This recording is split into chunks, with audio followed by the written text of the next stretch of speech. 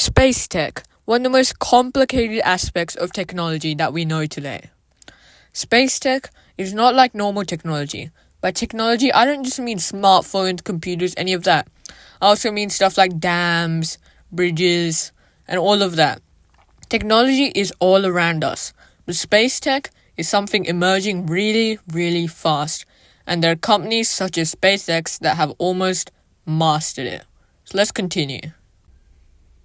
SpaceX has the Falcon 9, obviously, one of their more popular rockets because of its many successful launches and landings, and also how cheap it is to fly and launch. The Falcon 9 is a fully reusable rocket made by SpaceX, and it costs them, I'm pretty sure, around $50 million per launch. And this Falcon 9 has so much technology built into it for landing and launching. The landing is the hardest part for it though. China also has their own rockets, but they're still emerging in the industry, but they're going way faster in progress than any other company. But this is because China has allocated so much funding for the space industry so that they can get ahead of the United States of America to get Chinese people on the moon and Mars.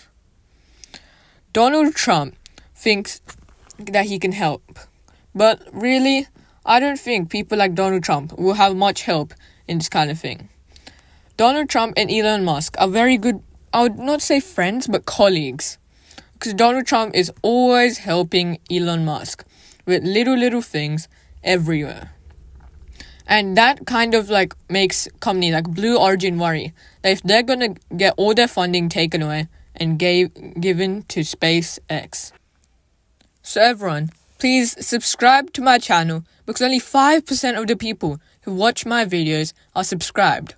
If all of you out there were subscribed, I would probably be around 4,000 subscribers already. That would be insane. So please smash that subscribe button and give me a little bit of help. Starship. The Starship is one of SpaceX's more newer innovations, but it's probably the future of space as we know it. Other companies are trying to battle it out with Starship, but Starship has so much good technology and funding. ISRO has so much good technology as they were the first company to land on the south side of the moon. This was an insane achievement for the small organization that's government affiliated. ISRO has so many different rockets, but they don't have a high launch frequency, which kind of downs their progress. Now let's move on to Blue Origin. Blue Origin has two rockets, New Glenn and New Shepard. New Shepard, probably currently no chance of going to the moon and Mars, but they could make more variants.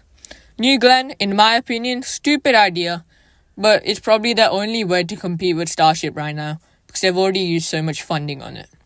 New Glenn is a way for them to get to the moon and Mars, just like Starship will.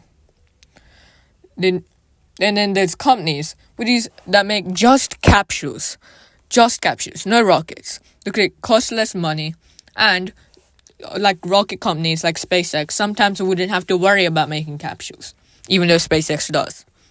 These kind of capsules will have to have all these life support, thrusters, fuel storage, and everything included to make sure it's safe for a reliable launch. Back to the Falcon 9. The Falcon 9 has been heavily tested by SpaceX. Well, not really, I wouldn't say tested all the time, but 400 plus launches, I'm pretty sure, that have happened since the start of it. So that's basically 400 tested launches, all with different payloads usually. But most of them are Starlink, sadly. Starlink should stop, in my opinion, because it's completely covering and making every astronomer confused if it's either Starlink or a star. Starlink is a good example of space tech, but I don't think it should be the way we get internet.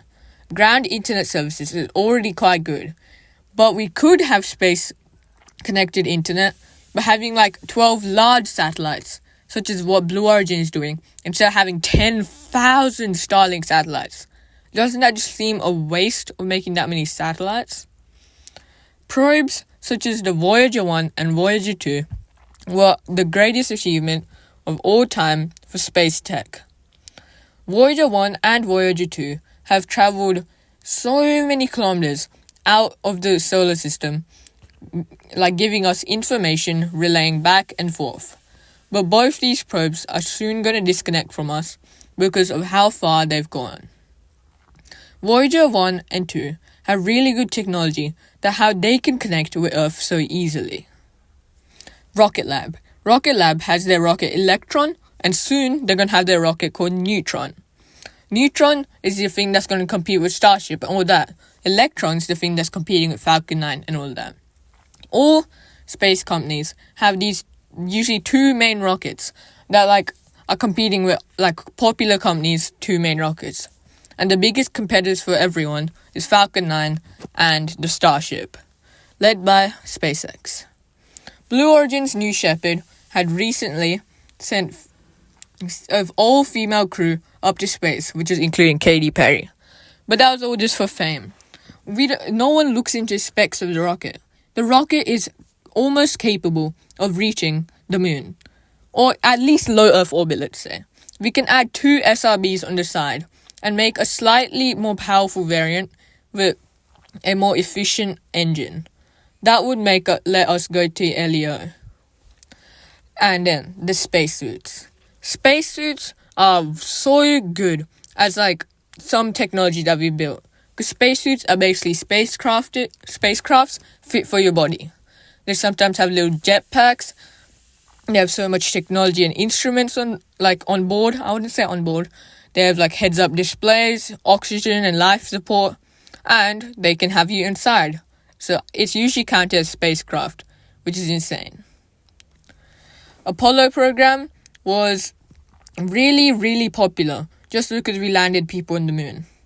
Once again, no one looks at the spec sheet. Literally no one.